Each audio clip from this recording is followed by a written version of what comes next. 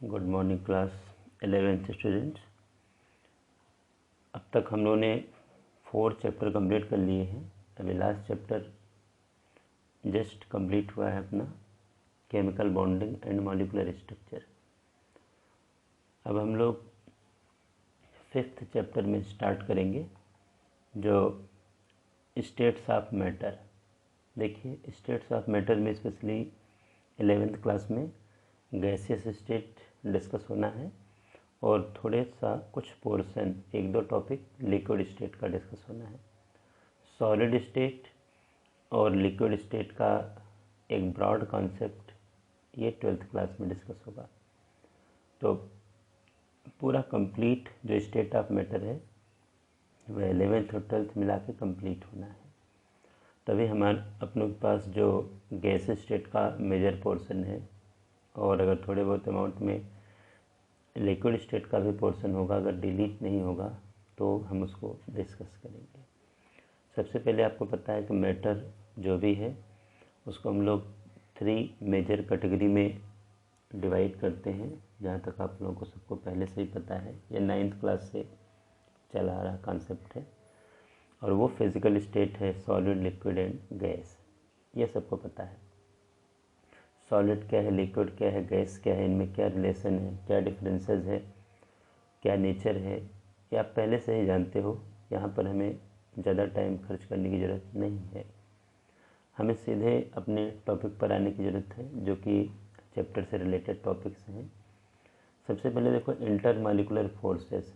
एक वर्ड देखो, पहले सबसे पहले मैं लोग ये समझें, इंटर पार्टिकल फोर्सेस। जो पार्टिकल के बीच में लगता है उसको हम इंटर पार्टिकल फोर्स का नाम देते हैं। अगर वो फोर्स आयनिक नेचर का है, इलेक्ट्रोस्टैटिक नेचर का है, जैसा कि आयनिक कंपाउंड में होता है जो कि सॉलिड है, तो इसको इलेक्ट्रोस्टैटिक फोर्सेस ऑफ अट्रैक्शन का नाम देते हैं। आयन के बीच में बनता है, कहीं कहीं आयन और मॉलिक्यूल के बीच में भी फोर्सेस डेवलप होते हैं।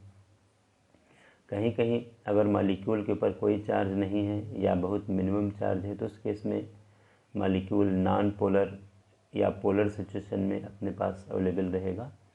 और ऐसे केस में चूँकि मॉलिक्यूल के बीच में फोर्स आप कर सकते हैं कि अट्रैक्शन या रिपल्सन डेवलप हो रहा है, तो उसको हम इंटर मॉलिक्यूलर फोर्सेस का नाम देते हैं।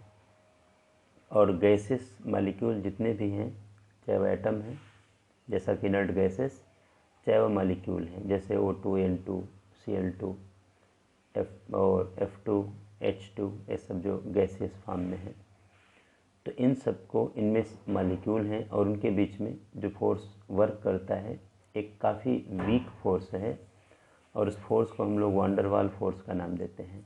वांडर वाल फोर्सेज ऑफ अट्रैक्शन या सिंपली वांडर वाल फोर्स का नाम देते हैं। तो इसमें वांडर वाल फोर्स को फिर से हम लोग क्लासीफाई करते हैं। यूँ मान लीजिए कि वांडर वाल फोर्स कोई स्पेशल फोर्स नहीं है, 3 टाइप के फोर्स को कलेक्टिव वे में एक टर्म दिया गया है, जो कि वांडर वाल, ये भी एक साइंटिस्ट के नाम के बेसिस पर है, जिसको हम लोग वांडर वाल फोर्स का नाम देते हैं। तो सबसे पहला फोर्स क्या है, बड़ा सिंपल चीज़ है, आप ध्यान से समझना, डिस्पर्सन फोर्सेस और लंडन फोर्सेस। डायग्राम से आप समझ लीजिए, बहुत इजी गोइंग समझ में आ जाएगा क्या समझाना चाह रहे हैं। ये देखो, एटम ए है, एटम बी है, 2 एटम हैं, ये दोनों एक दूसरे से काफ़ी दूर हैं। इनमें इलेक्ट्रॉन का जो डिस्ट्रीब्यूशन है बिल्कुल सिमेट्रिकल वे में है और पूरा एक स्फेयर और दूसरा स्फेयर, यानी दोनों एटम अपने अपने पर्टिकुलर नॉर्मल स्फेयर में अवेलेबल है, क्योंकि आपको पता है एटम स्फेरिकल होता है। तो वही symmetrical distribution of electron density, मतलब यहाँ पर एटम की जो इलेक्ट्रॉन डेंसिटी है ये पूरी एक सिमेट्रिकली डिस्ट्रीब्यूट है और एटम की साइज़ जैसी की तैसी मेंटेन है।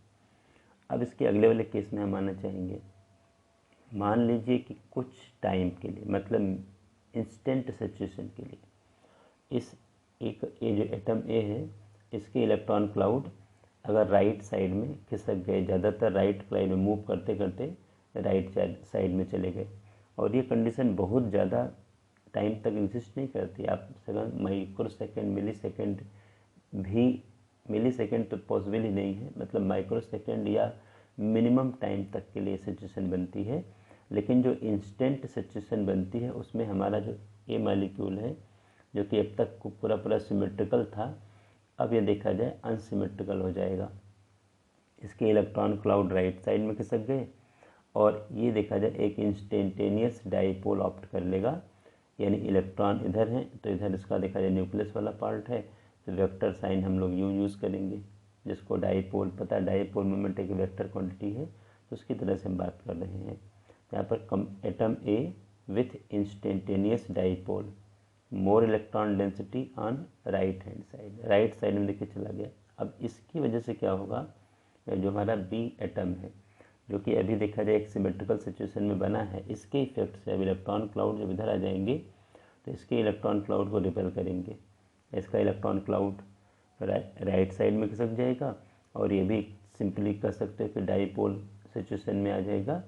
और atom B with induced dipole, मतलब ये जो सिचुएशन आई है एटम ए की वजह से आई है, या इसका उल्टा भी हो सकता है, देखा जाए और करके हमने ले रखा है, इसका उल्टा भी हो सकता है कि इसके इलेक्ट्रॉन लेफ़्ट साइड में मैक्सिमम शिफ्ट हो जाए और डाइपोलर सिचुएशन आ जाए, और यहाँ पर भी इंडक्शन के थ्रू इसके एटम लेफ़्ट साइड में शिफ्ट हो जाए और ये सिचुएशन आ जाए, एटम में more electron density on left hand side और atom B with induced dipole, तो ये सिचुएशन आ सकती है।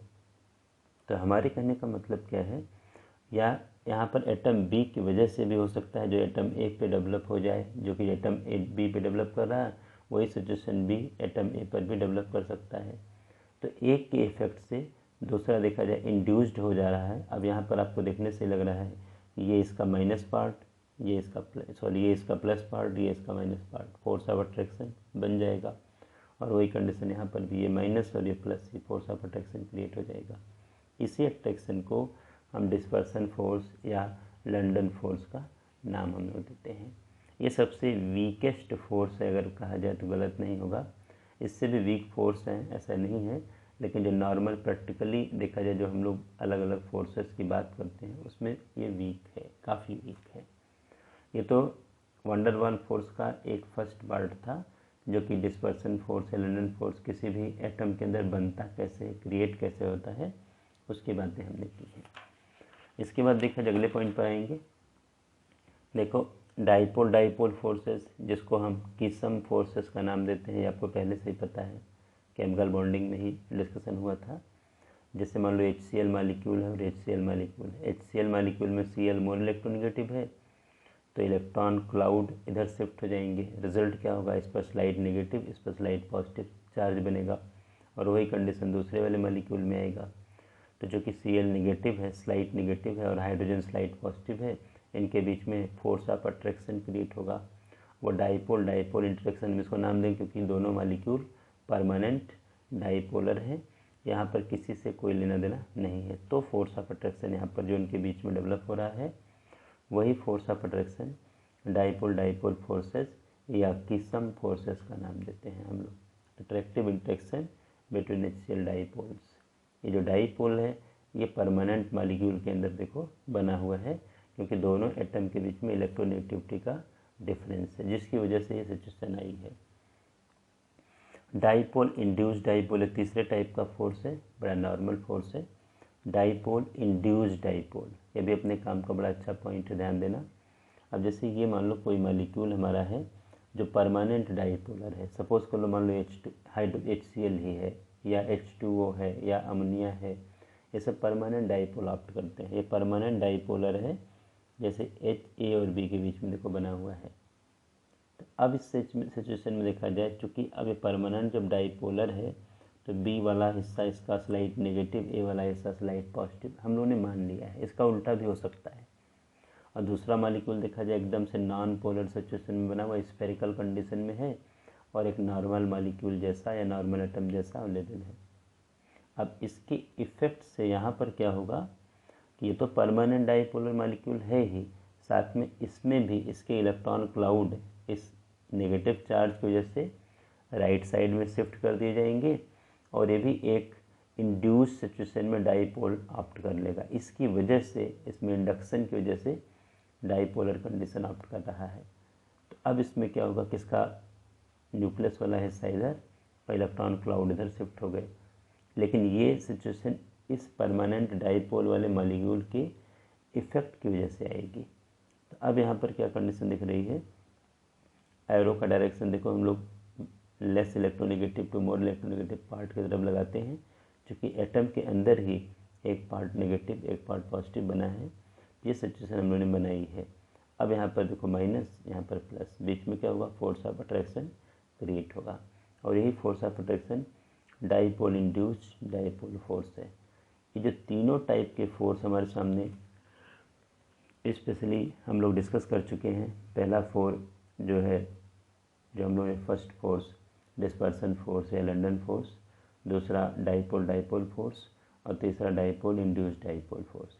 इन तीनों फोर्सेस का एक कॉमन नेम है जिसको हम लोग वंडर वाल फोर्स का नाम देते हैं। बहुत पॉपुलर वर्ड है, बार बार हमारे सामने आता रहेगा, लेकिन आपको ये चीज़ क्लियर होनी चाहिए कि ये है क्या और इसको हमें कैसे समझना है। तीनों टाइप के फोर्स, कोई डाउट आएगा तो आप लाइव क्लास में और डिस्कस करिएगा और हम बातें करेंगे। इसके आगे देखो हाइड्रोजन बॉन्ड की बात करेंगे। अब हाइड्रोजन बॉन्ड जैसा कि इससे पहले हो चुका है, डिस्कस हो चुका है, chemical bonding and molecular structure का लास्ट पार्ट यही है हाइड्रोजन बॉन्ड, जो कि स्पेशली एक वीडियो अलग से मैंने बना करके यहाँ दे रखा है, डाल रखा है। तो वो चीज़ आपके सामने यहाँ पर देखो, आप वहाँ से इसको डिस्कस करिएगा। यहाँ पर हम इसमें टाइम खर्च नहीं करेंगे। थर्मल एनर्जी की तरफ थोड़ा मूव करना चाहेंगे। नाम ही है थर्मल एनर्जी। थर्मल एनर्जी को हम हीट एनर्जी का भी नाम देते हैं। Thermal energy it is also called heat energy and is largely responsible for the movement of particle in matter. मतलब क्या है कि थर्मल एनर्जी को हम हीट एनर्जी का भी नाम दे रहे हैं, हीट एनर्जी भी नाम देते हैं, और ये सबसे ज़्यादा देखा जाए पार्टिकल के मूवमेंट के लिए किसी भी मैटर में रिस्पॉन्सिबल है। It is directly proportional to the temperature of the substance. यानी अगर हमारे सब्सटेंस का टेम्परेचर हाई होगा तो उस पर्टिकुलर हमारा जो मैटर है, मॉलिक्यूल है, उसके थर्मल एनर्जी हाई होगी और उसके अंदर जो ये मूवमेंट हो रहा है, वाइब्रेशन हो रहा है, रोटेशन हो रहा है, वो वैल्यू उसकी कह सकते हो कि इंक्रीज़ होगी, बढ़ेगी। तो थर्मल एनर्जी के केस में आपको ये चीज़ तो समझनी है। अब यहाँ पर देखा जाए, जैसा कि आपको सबको पता है कि higher the temperature of substance higher will be thermal energy of its molecule and consequently more rapid will be the molecular movement. जैसा कि सबको पता है थर्मल एनर्जी और हीट का रिलेशन है और हीट और टेम्परेचर का रिलेशन है। तो अगर टेम्परेचर हाई होगा तो सब्सटेंस की थर्मल एनर्जी और उसके मॉलिक्यूल की जो थर्मल एनर्जी होगी वो हाई होगी, और इसका रिज़ल्ट क्या होगा कि वो बहुत तेज़ी से उनके अंदर मॉलिक्यूलर मूवमेंट यानी मॉलिक्यूलर मोशन होगा। ये तो एक सिंपल सी बातें थर्मल एनर्जी की रिलेटेड थी। अपने एनसीईआरटी में छोटा सा एक टॉपिक है, वो भी इजी है, जैसा कि मैंने समझा दिया, आप लोग इसको पढ़ भी सकते हो, इजी गोइंग, बहुत मुश्किल टॉपिक नहीं है। अब intermolecular forces and thermal interaction, simple सा केस है, सॉलिड लिक्विड गैस, जैसा आपको पहले से ही पता है। सॉलिड को हीट किया जाए लिक्विड बनेगा, लिक्विड को और हीट कर दिया जाए गैस बनेगा, गैस को कूल किया जाए लिक्विड बनेगा, लिक्विड को और कूल कर दिया सॉलिड बनेगा। तो ये सिचुएशन मतलब कह सकते हैं कि इंटरेक्शन जो अलग अलग स्टेज हैं मैटर की, उसमें होता रहता है, केवल टेम्परेचर का डिफरेंस है। तो क्या दिखाना चाह रहा हूँ मैं, इंटरमॉलिक्यूलर फोर्सेस डिक्रीजेस। अगर मतलब सॉलिड से हम गैस की तरफ मूव कर रहे हैं तो उनका जो आपस में इंटरमॉलिक्यूलर फोर्स डेवलप हो रहा है वो डिक्रीज़ करेगा, कम होता चला जाएगा। और thermal energy increases, thermal energy solid की सबसे कम होगी, लिक्विड की उससे ज़्यादा और गैस की सबसे ज़्यादा। या इसका रिवर्स चला जाए तो इंटरमॉलिक्यूलर फोर्स इंक्रीज़ करेगा और थर्मल एनर्जी डिक्रीज़ करेगी। ये तो कुछ स्टार्टिंग के पॉइंट हैं जो कि अपने को ध्यान में रखना है, इजी गोइंग, जो हम समझ सकें। अब हम इसके आगे गैसियस लॉ की तरफ आना चाहेंगे। इस पर भी आप लोग और स्टडी करते रहना, एनसीईआरटी की रीडिंग लगाते रहना, क्योंकि काफ़ी चीज़ें ऐसी हैं जो कि अपने लिए काम की हैं। वैसे मैक्सिमम तो मैं डिस्कस कर ही दे रहा हूँ, फिर भी अगर कुछ कहीं बच जाए तो आप वो डिस्कस करिएगा, हम उसको देखेंगे। अब हम गैसियस लॉ की तरफ आएंगे जो कि इसका मेजर पोर्शन है, और इस पर न्यूमेरिकल भी बनते हैं। इस चैप्टर के जो न्यूमेरिकल्स हैं इसी गैसियस लॉ पर बेस्ड हैं, और आपको ये ध्यान से समझने की ज़रूरत है। इसमें Boyle's law, Charles law, Avogadro's law, यहाँ पर Dalton's law, pressure law, ideal gas equation काफ़ी हैं कि जो बड़े काम के पॉइंट हैं और हम डिस्कस इसको करेंगे सबको वन बाय वन। अब इसमें बॉयल्स लॉ सबसे पहले डिस्कस मैं करूँगा। रॉबर्ट बॉयल्स ने सबसे पहले इस लॉ को दिया है और ये लॉ स्पेशली देखा जाए, this law describe the pressure volume relationship. ध्यान देना, अगर इतनी चीज़ क्लियर हो जाए तो फिर अपने लिए दिक्कत ना आए।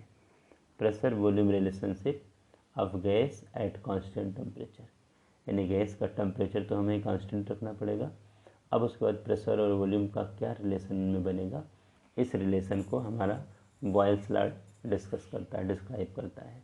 तो उसमें देखो ध्यान रखना क्या है, the volume of a fixed मास। ध्यान देना, ये लाइन हमारे लिए बहुत काम की, ये लाइन किसी कीमत पर ये वर्ड तो छोड़ना ही नहीं है। फिक्स्ड मास का मतलब क्या कि number of mole gases molecule के सेम होंगे, पार्टिकल का नंबर चेंज नहीं होगा। The volume of a fixed mass of gas is inversely proportional to its pressure at constant temperature. अगर हम टेम्परेचर को चेंज ना करें और हम प्रेशर को चेंज करें तो प्रेशर और वॉल्यूम का इन्वर्स रिलेशन आएगा कांस्टेंट यानी फिक्स्ड मास में। देखो V directly proportional to 1/P। अगर हम टेम्परेचर को और नंबर ऑफ मोल को कांस्टेंट रखेंगे, T टेम्परेचर है और N फिक्स्ड मास का मतलब नंबर ऑफ मोल है जो कि हमने गैसेस मॉलिक्यूल ले रखे हैं, कंटेनर में फिल कर रखे हैं। तो आपको देखने से ही लग रहा है कि अगर हम यहाँ इक्वल की साइन लगाना चाहेंगे तो अपने को एक प्रोपोर्शनलिटी कांस्टेंट यूज़ करना पड़ेगा और वो प्रोपोर्शनलिटी कांस्टेंट देखो मैंने K1 ले रखा है। तो अब V is equal to K1 1/P। यहाँ सिंपली K भी लिया जा सकता है लेकिन K1 से हम काम चला रहे हैं, K1 से हम अपनी बात कर सकते हैं, कर रहे हैं। और अब P को इस साइड में ले आए तो PV बन जाएगा, PV is equal to K1, constant आ गया। तो मेरे कहने का मतलब कि कभी भी कहीं पर भी किसी भी गैसियस मिक्सचर में अगर हम टेम्परेचर को चेंज ना करें और नंबर ऑफ मोल को चेंज ना करें तो प्रेशर और वॉल्यूम का जो प्रोडक्ट आएगा वो हमेशा कांस्टेंट आएगा। मतलब क्या हुआ, अगर हम प्रेशर को बढ़ाएंगे तो वॉल्यूम डिक्रीज़ करेगा, वॉल्यूम को प्रेशर को कम करेंगे तो वॉल्यूम इंक्रीज़ करेगा, मतलब PV का जो प्रोडक्ट आएगा हमेशा कांस्टेंट वैल्यू आएगी। यही हमारा बॉयल्स लॉ है। इस पर न्यूमेरिकल भी खूब बनते हैं। जैसे देखिए, मान लो कोई एक for a given amount of gas the product of pressure and volume is constant at constant temperature, ये PV is equal to K मतलब कांस्टेंट। अब अगर मान लो कोई भी गैस है, उसका इनिशियल प्रेशर और इनिशियल वॉल्यूम हम P1 V1 मान लेते हैं। अगर मान लो फाइनल प्रेशर P2 है और फाइनल वॉल्यूम अपने को चाहिए, या फाइनल वॉल्यूम V2 है, फाइनल प्रेशर अपने को चाहिए, तो ये रिलेशन हमारे काम में है क्योंकि PV का प्रोडक्ट हमेशा कांस्टेंट आना है। तो P1 V1 is equal to K, P2 V2 is equal to K, P3 V3 is equal to K। तो रिलेशन क्या बन जाएगा, P1 V1 equal to P2 V2। या इसी को देखो P1/P2 is equal to V2/V1, ये भी रिलेशन हम ले सकते हैं। लेकिन टेम्परेचर और नंबर ऑफ मोल ये दोनों चीज़ें कांस्टेंट रहेंगी, यहाँ आपको चेंज नहीं करना है। अब इसी में एक छोटा सा रिलेशन बनाएंगे। देखो डेंसिटी क्या होती है, मास अपान वॉल्यूम होती है। तो वॉल्यूम यहाँ ले आओ, डेंसिटी नीचे चली जाएगी, तो मास अपान डेंसिटी आ जाएगी, वॉल्यूम इज इक्वल टू।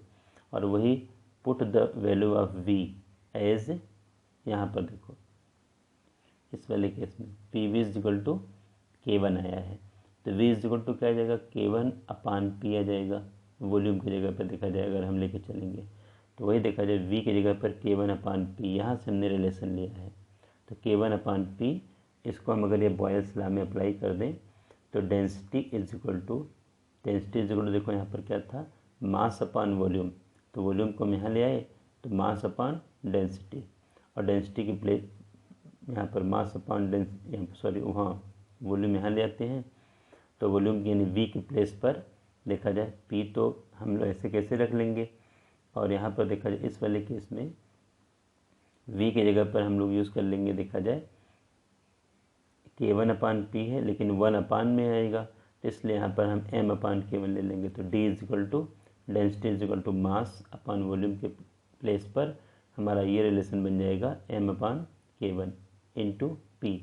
अब आपको क्या दिख रहा है, किसी भी गैस का जो मास रहेगा ये तो फिक्स है, कि पहले से कांस्टेंट है।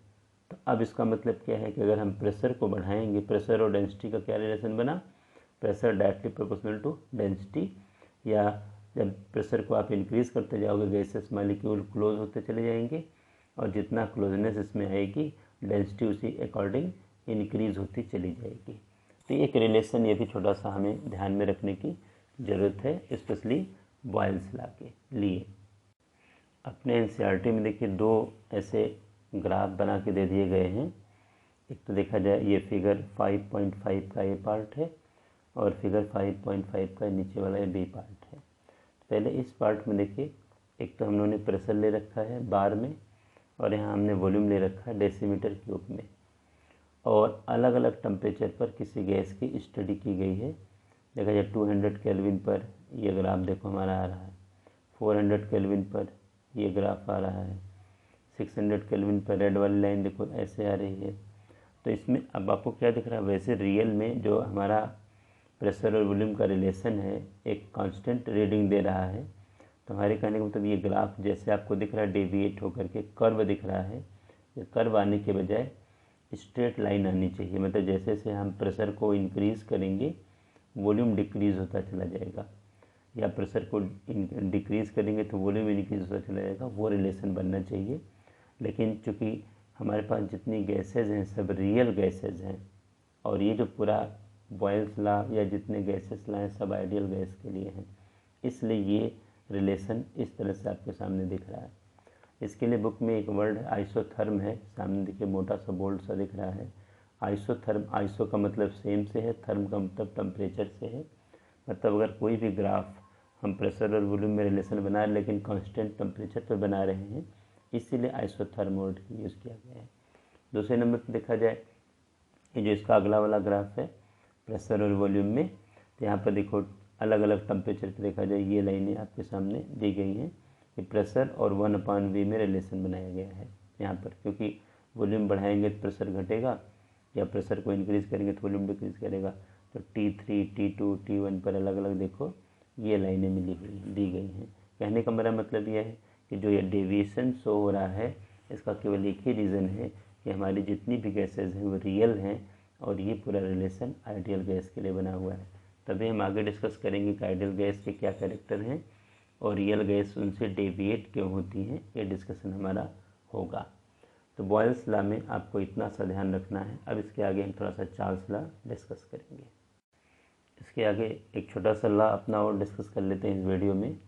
चार्ल्स लॉ, जैसे अभी मैंने डिस्कस किया pressure of fix mass of gas is directly proportional to density, ये तो लाइन मेरे डिस्कस होगी बॉयल्स लॉ के अकॉर्डिंग जो डिस्कशन हमारा हुआ था।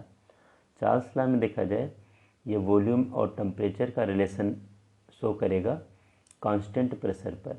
This law describe the volume temperature relationship of gases at constant pressure. Constant pressure पर चार्ल्स लॉ देखा जाए ये रिलेशन शो करेगा। ये क्या समझाना चाह रहे हैं, the volume of a fixed mass of a gas increases और decreases. The volume of a fixed mass, यहाँ पर भी देखो फिक्स्ड मास का मतलब आपके समझ में आ ही रहा होगा, नंबर ऑफ मोल हमें कांस्टेंट लेना है, सेम लेना है।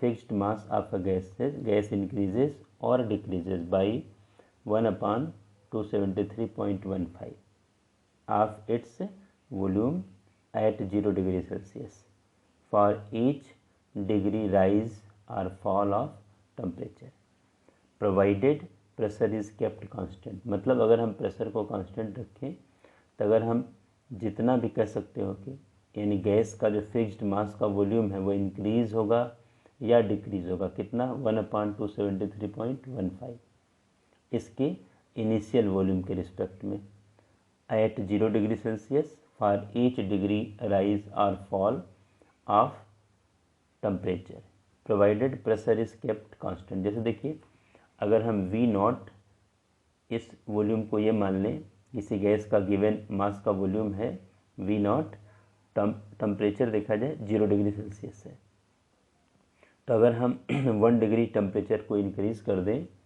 तो जो वॉल्यूम हमारा निकल के आएगा V1, ये देखा जाए क्या होगा, V0 तो रहेगा ही रहेगा, साथ में V0 अपान 273.15 इतना देखो जाए, ये जो इंक्रीज़ हो रहा है या डिक्रीज़ हो रहा है ये वैल्यू देखो इसमें प्लस हो जाएगी।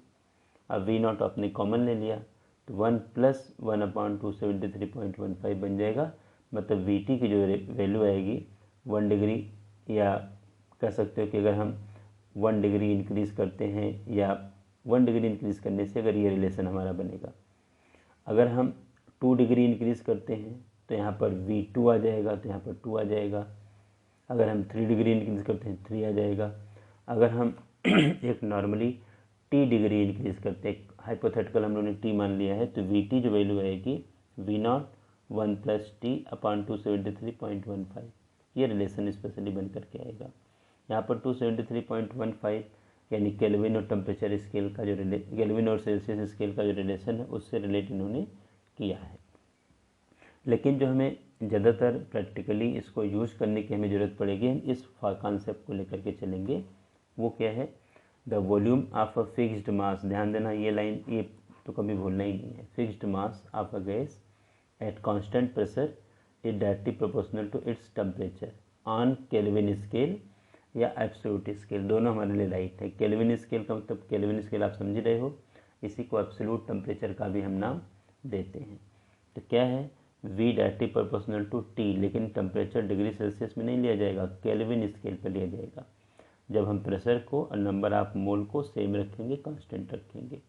तो V, अब यहाँ पर देखो V is directly proportional to T था, तो V = K2 × T ले लिया। K2 यहाँ पर क्या है देखा जाए, वही प्रोपोर्शनलिटी कांस्टेंट है, तो हमारे पास V/T कर देंगे तो V/T = K2 आ जाएगा, मतलब K आ जाएगा।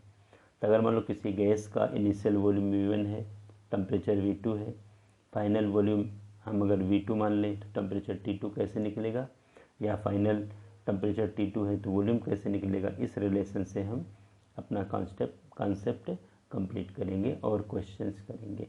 न्यूमेरिकल बुक में भी छोटे छोटे गिवन हैं, एक्सरसाइज में भी 2-4 न्यूमेरिकल इससे रिलेटेड हैं, तो आप आसानी से कर सकते हो।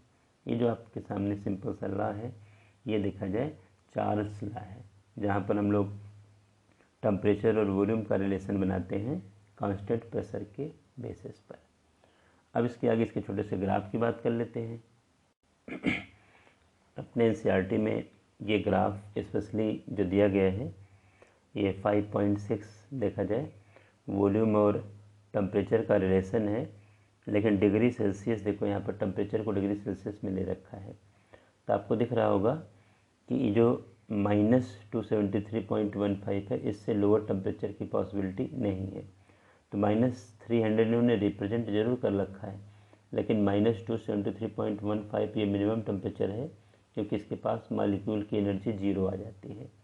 यहाँ पर देखो वॉल्यूम ले रखा है इन्होंने, और अलग अलग प्रेशर पर देखा जाए ये ग्राफ बना रखा है इन्होंने, ये ग्राफ ले रखा है।